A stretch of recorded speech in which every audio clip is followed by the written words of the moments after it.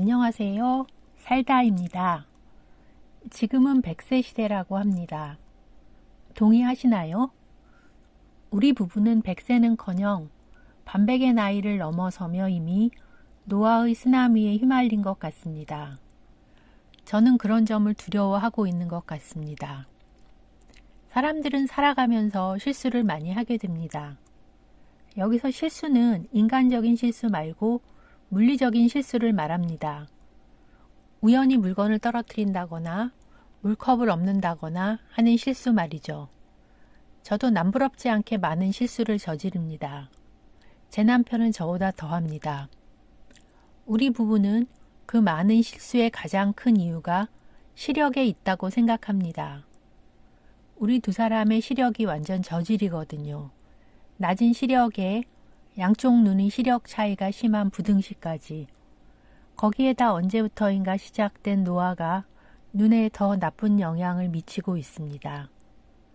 우리 둘 다 눈 상태가 점점 안 좋아지면서 실수를 하는 경우가 더 늘어나는 것 같습니다. 거기에 더해 전에 안 하던 실수도 하게 됩니다. 며칠 전 물통에 물을 따르면서 옆으로 줄줄줄 물을 흘리는 남편을 보았습니다. 쏟아붓는 물이 세워둔 물통 외벽을 타고 흘러내렸습니다. 아무리 봐도 그렇게 물을 흘릴 만한 상황이 아니었는데요. 물을 담아야 하는 물통 입구는 충분히 넓었고 물을 따르는 물통 입구는 충분히 작았습니다. 남편은 세워둔 물통 입구 가장자리에 물병을 대고 물을 따르고 있었습니다. 그래서 반쯤은 물통 안으로 반쯤은 물통 밖으로 흐르고 있었습니다. 저는 놀라서 물었습니다. 뭐해? 왜? 남편은 천진난만한 얼굴로 대꾸했습니다. 본인이 물을 줄줄줄 흘리고 있다는 사실을 전혀 모르는 눈치였습니다. 물 막 흘리잖아. 그제서야 상황을 인지한 남편, 머쓱한 표정으로 잘 안 보여서. 이 한마디에 바로 상황을 이해해버린다.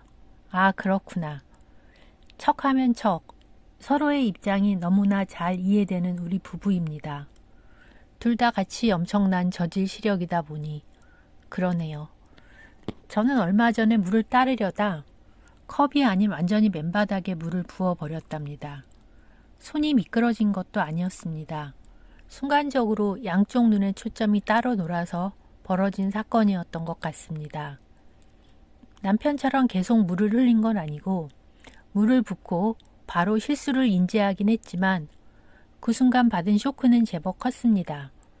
그동안 물을 일부 쏟거나 조금씩 흘리긴 했어도 완전히 맨바닥에 물을 부어버린 실수는 처음이라서요. 가뜩이나 나쁜 시력이 점점 더 저질이 되어가고 있는 증거랄까? 이러다 혼자서 기본적인 자기 일도 챙기지 못하게 되는 거 아닌가? 저는 겁이 더럭 났습니다. 남편한테 그런 걱정을 이야기했습니다. 미리 걱정하지 마. 같이 잘해봐야지. 남편은 그날도 담담히 저를 위로했습니다. 우리가 부족해서 벌어진 사건들에 저는 앞장서서 걱정을 할 때가 많고 남편은 저에 비하면 꽤나 담담한 편입니다. 그런 남편의 태도가 제 불안감을 잠재우는데 많은 도움이 됩니다. 이런 남편이 아니었다면 스트레스 많이 받았을 것 같습니다. 그래도 현실은 현실, 몸이 늙어가는 것을 부정할 수는 없습니다. 특히 다른 곳보다 눈이 먼저 늙는 것 같습니다. 주변 분들도 그렇게 말씀하시고 제 경험으로도 그렇습니다. 현재 법적인 노인의 연령은 65세 이상입니다. 이 연령을 70세, 75세로 올려야 한다는 주장도 있습니다. 그러니 100세 시대라는 말도 나오는 것이겠죠. 남편과 저는 그런 현상들을 보며 허허 웃습니다. 시력과 눈 건강만 보면 저희는 이미 노인이 된 느낌인데 어떤 분들은 아직 우리를 젊은이라고 부르기도 합니다. 다들 개인차가 있으니 우리가 어떤 분들 눈에는 젊어 보일 수도 있겠지요. 또 다른 분들은 우리를 어떻게 분류할지 모르겠습니다. 아무튼 저희 부부는 이제 스스로 젊다고 느끼지 않습니다. 그렇다고 완전히 노인이라 여기냐면 그건 또 아닙니다. 노인으로 가는 트랙 위에 있고 그 트랙이 생각보다 빠르다는 정도면 적당할지 모르겠습니다.